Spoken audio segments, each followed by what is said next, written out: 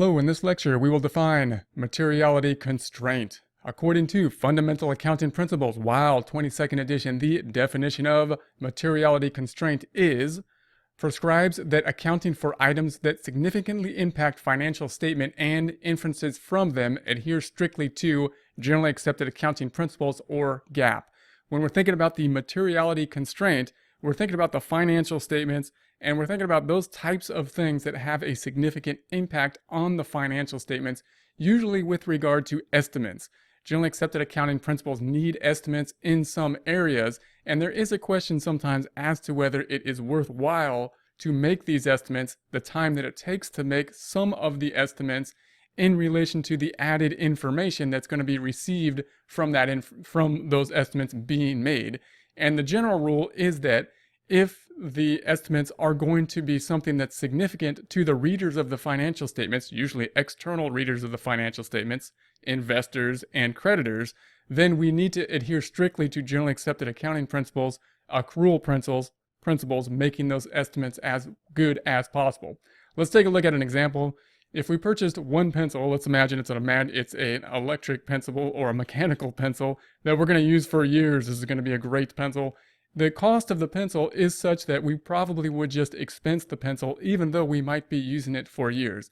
On a strict accrual basis, if we plan on using this one pencil for multiple years, we should put the pencil on as an asset and then depreciate it over the useful life. However, given the fact that the pencil is probably not going to cost that much, we're going to do the easy thing, most likely, just expense it at the time of purchase.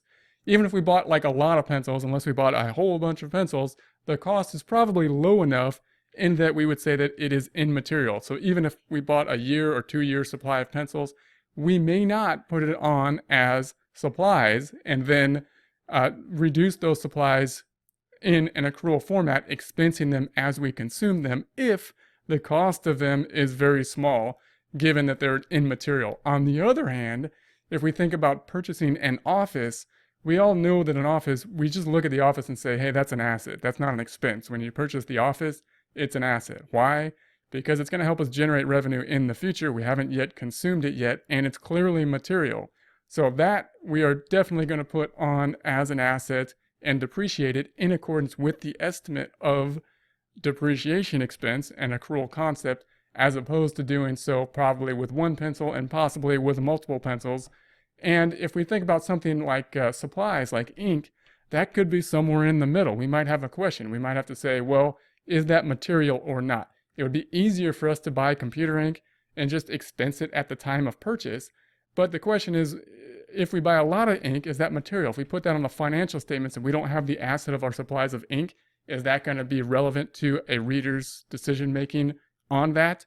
And if we don't have the related expense to be related to the consumption of the ink rather than the purchasing date of the ink, is that going to be relevant? If it is relevant to decision makers, then we need to follow the accrual principles governed by generally accepted accounting principles, put it on as an asset under supplies most likely, and then expense it as we consume it.